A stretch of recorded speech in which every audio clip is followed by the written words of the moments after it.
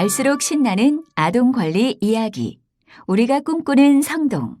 모두를 위한 놀이, 그리고 놀이권. 이제 그런 시간들은 정해져 있진 않는 것 같고 자기가 각자 할 일을 했을 때 다 하고 남은 시간에 휴식을 한다든지 놀 수 있는 시간이 있다고 생각을 합니다, 저는. 네. 저는 학교 끝나고 학원 끝나고 이제 숙제 내고 자기가 할 일 다 하면은 그 외에 그냥 남은 시간들은 제가 자유롭게 놀 수 있는 시간인 것 같습니다. 저는 이제 모든 수업이 끝나고 오늘 해야 할 숙제도 다 한 다음에 자기 전에 좀 자유시간이 넉넉히 있는 것 같아요. 저는 일단 혼자서 노는 것보다는 확실히 친구들이랑 하면은 뭘 하든 재밌게 놀았고, 특히 밖에서 나가서 친구들이랑 놀면 그게 진짜 재밌게 논 거라고 생각을 합니다. 저는 친구들이랑 놀았을 때 뭐 다 즐겁지만 그래도 야구를 하면은 공을 너무 많이 던져서 팔이 좀 아프던가 약간 좀 느낄 수 있는 거면은 다 재밌다고 생각해요, 그냥.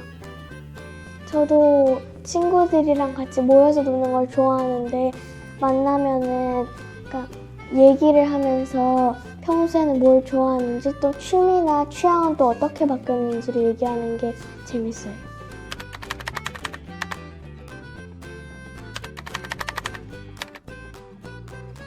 저는 부모님이랑 협상이 좀 필요한 것 같아요. 충분히 보장받으려면. 예를 들어서 뭐 숙제나 뭐 공부를 2시간 했으면 뭐 놀 시간은 1시간이나 뭐 30분 해주던지, 아니면 이렇게 부모님과 협상을 해가지고 공부를 얼마 했으면 놀 것도 이제 몇 분을 놀 건지 이제 그렇게 하면은 좋을 것 같아요. 어린이 여러분, 안녕하세요. 이수정입니다. 모두 만나서 반갑습니다. 이수정 대표님은 현재 어린이 청소년들이 놀이를 통해 건강하게 성장할 수 있도록 지원하는 시민단체 놀이하는 사람들에서 공동대표로 활동하고 있으며 보건복지부 놀이혁신위원, 아동정책 실무조정위원으로 활동하고 있습니다. 여러분들, 놀이권이라는 말을 들어보았나요? 조금 낯설다고요? 놀이권이라는 단어는 아마도 대부분의 사람들이 낯설게 느낄 거예요. 그런데 유엔 아동권리협약 제31조 모든 아동은 충분히 쉬고 자신의 나이에 맞는 놀이에 자유롭게 참여할 권리가 있다라는 조항을 확인하면 다들 귀가 쫑긋하지 않았을까 싶습니다. 놀이라는 단어는 누구나 좋아하니까요. 자, 아동권리 중에서도 흔히 놀 권리라고 말하는, 정확하게는 놀이권. 이 놀이권이 무엇을 말하는지 세계 여러 나라, 그리고 우리나라의 여러 선언이나 협약 등을 통해 알아보겠습니다.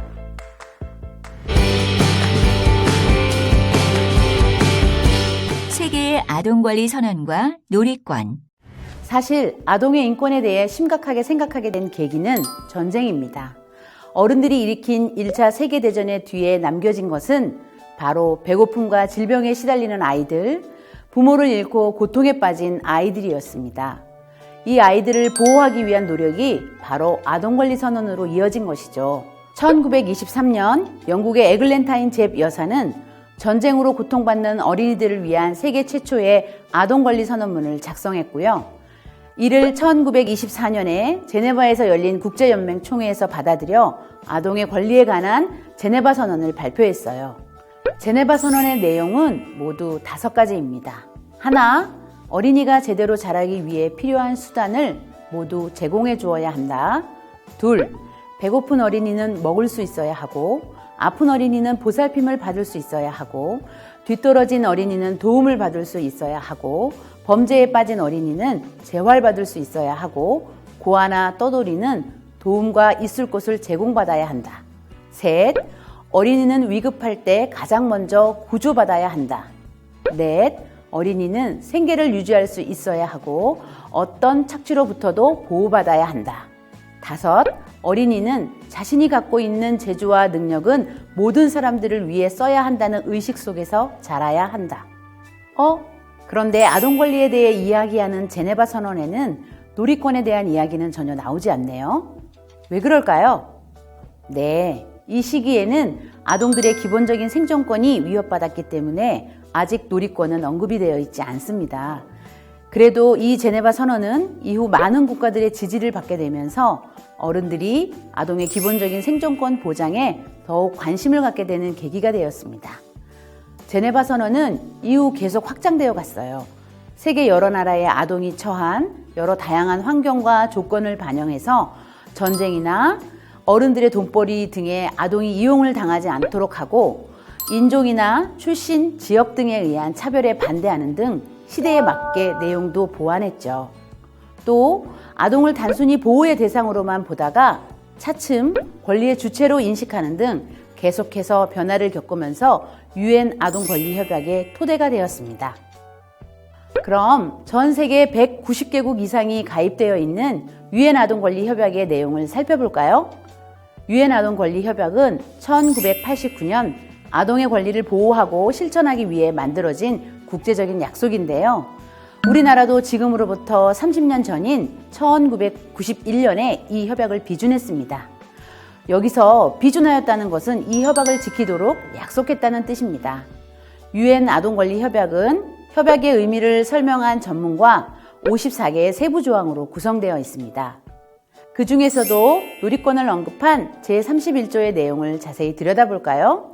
당사국은 여기 조금 어려운 말들이 있죠?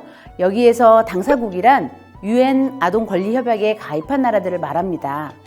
이 협약에 가입한 나라들은 첫째, 아동에게 휴식과 여가를 즐기고 자신의 나이에 맞는 놀이와 문화예술 활동에 참여할 수 있는 권리가 있다는 것을 인정하고 보장해야 한다는 것과 둘째, 그 권리가 존중되어야 할 뿐 아니라 시간이 지날수록 더 나아져야 하며 아동의 개별적인 처지에 따라 그 권리가 제한받지 않도록, 즉 모두에게 균등한 놀이권이 보장되도록 해야 한다는 이야기를 담고 있습니다.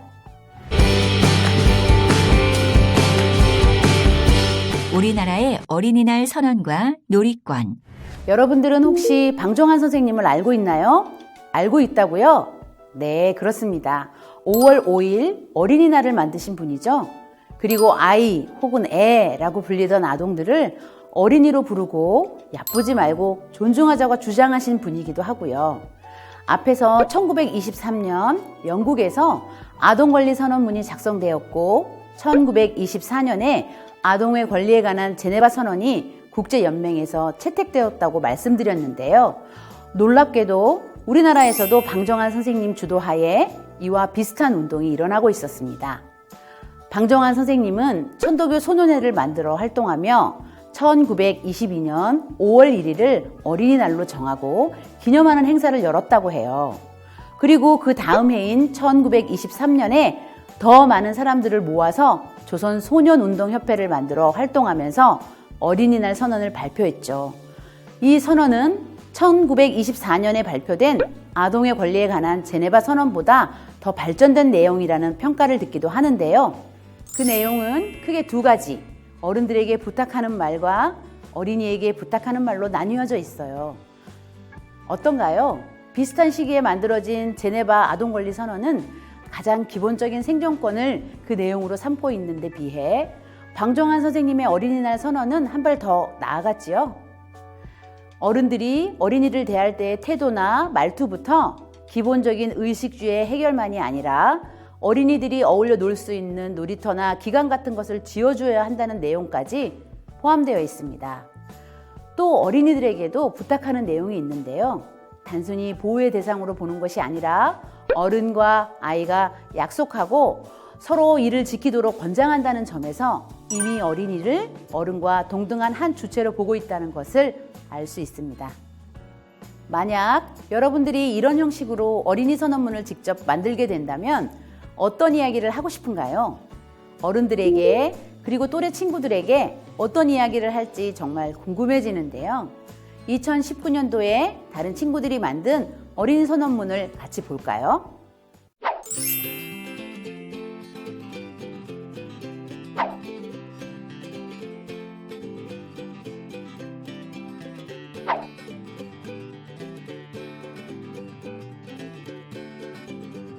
재밌는 이야기들이 많죠? 여러분들도 오늘 영상을 본 후 하고 싶은 이야기들을 담아 어린이 선언문을 직접 만들어 보면 어떨까요? 다시 우리나라의 놀이권 이야기를 해볼까요? 1923년 어린이날 선언이 발표된 이후 사회 각계에서 그 선언을 이어받으려는 시도가 있어 왔는데요.